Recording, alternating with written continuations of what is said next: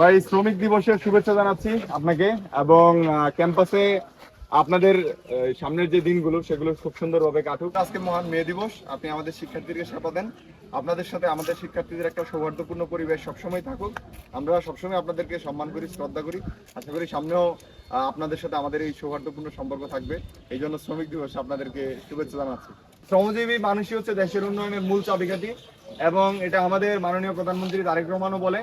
এবং আমরা যে নতুন রাষ্ট্র নির্মাণ করছি সেই রাষ্ট্র নির্মাণে আমরা সকল মানুষের সহযোগিতা চাই এবং সকল মানুষকে আমরা সম্মান করি। আপনাদেরকে বিশ্ব শ্রমিক দিবসের শুভেচ্ছা। শ্রমিক দিবস উপলক্ষে আমরা আপনাদের সাথে শুভেচ্ছা বিনিময় করতেছি। আমরা হচ্ছে চাকসুর এজিএস, এখানে বিভিন্ন হল সংসদের প্রতিনিধি হচ্ছে, ছাত্রদলের নেতাকর্মীরা আছে। তো যেহেতু আপনারাও ক্যাম্পাসে থাকেন, আমরাও ক্যাম্পাসে আছি এবং আপনারা সহ সকল শ্রমজীবী মানুষের প্রতি আমরা সম্মান জানাই এবং তারা যেন তাদের প্রাপ্য মজুরি পায় এবং তাদের প্রতি মানুষের শ্রদ্ধাবোধ থাকে। আপনাদেরও যেন আপনাদের সাথে যারা চলে তাদের প্রতি একটা সৌহার্দ্যপূর্ণ মনোভাব থাকে।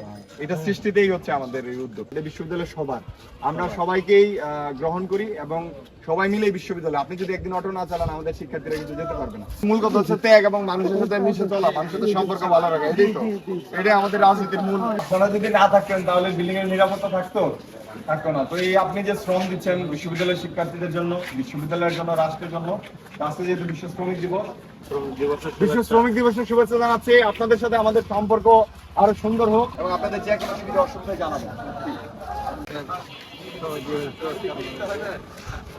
তাদের সাথে সেই সৌহার্দ্যপূর্ণ সম্পর্ক স্থাপনে আগ্রহী হয়ে আজকে ফুলের শুভেচ্ছা বিনিময় করছি। ফুল একটা ছোট্ট জিনিস হলেও আমি মনে করি যে এটা তাদের মনকে পুলকিত করতে পারে এবং তাদের সাথে আমাদের একটা সুন্দর সম্পর্ক স্থাপনে, তাদের অধিকার রক্ষায় গুরুত্বপূর্ণ ভূমিকা পালন করতে পারে।